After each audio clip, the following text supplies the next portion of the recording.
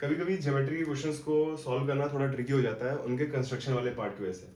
ठीक है, इसीलिए हम लोग मेथड 2 देख रहे हैं जिसमें हम लोग ट्रिग्नोमेट्री का यूज़ करेंगे। ठीक है, तो हम लोग लेट कर लेते हैं कि इसके साइड की लेंथ होगी ए, जिस पे डिपेंड नहीं करेगा, लेकिन मान लो कि इसकी साइड की लेंथ है ए और ये वाला एंगल होगा 20 डिग्री। ठीक है, ये 20 होगा तो ये 25 हो जाएगा। ठीक है, और ये भी ए लेंथ है, तो हम लोग ये वाली साइड निकाल सकते हैं, डी क्यू हो जाएगी, ये है ये 25, यानी कि ए tan 25 डिग्री। ठीक, वैसे ही बीपी हो जाएगी, कितनी हो जाएगी बीपी, ए tan 20 डिग्री। ठीक है, वैसे हम लोग को निकल जाएगा क्यूसी। क्यूसी कितना हो जाएगा, क्यूसी जगह ए माइनस ए tan 25 डिग्री। ठीक है, क्योंकि हम लोगों ने डी क्यू निकाल लिया था, तो ए माइनस डी क्यू हो जाएगा क्यूसी। वैसे ही पीसी कितना हो जाएगा, ए माइनस ए tan 20 डिग्री। ए tan 20 डिग्री क्या था, बीपी था, ए tan 20 डिग्री, तो पीसी तो हो जाएगा। अब देखो मान लेते हैं ये वाला एंगल थीटा है, ये वाला एंगल हम लोग कैसे निकालेंगे, 25 ये 90 तो कितना हो जाएगा 65।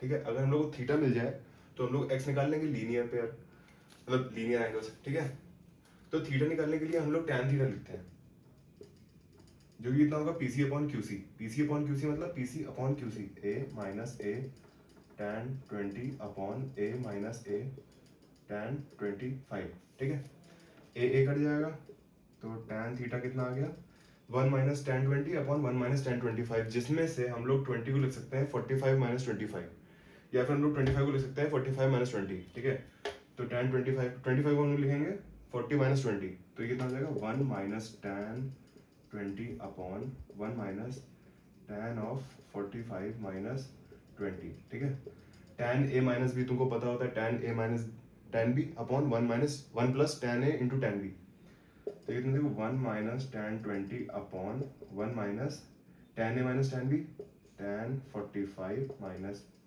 tan 20 upon 1 plus tan 45 into tan 20।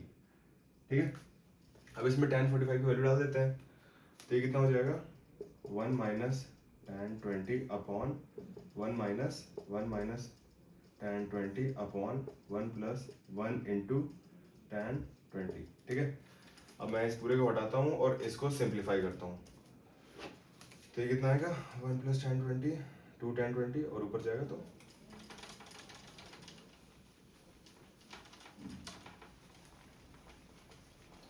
इस tan थीटा की वैल्यू आ जाएगी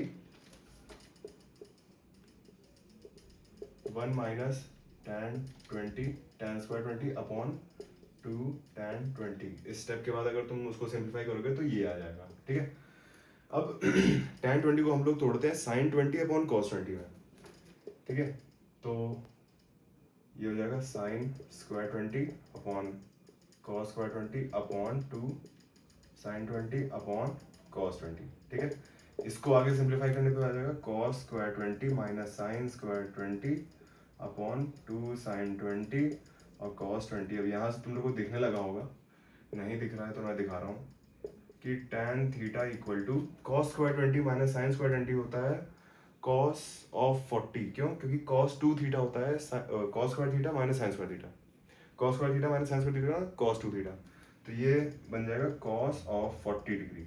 ठीक, और 2 sin थीटा cos थीटा कितना होता है sin 2 थीटा, तो यहाँ 2 sin 20 cos 20 कितना होगा sin 40, तो ये बन जाएगा sin 40, जो बन जाएगा cot 40, जो बन जाएगा tan 50, क्योंकि tan ऑफ 90 माइनस थीटा कितना होता है cot थीटा, तो cot 90 माइनस थीटा कितना होगा tan थीटा। ठीक है, tan theta equal to tan 50, यानी कि थीटा इक्वल टू 50 डिग्री।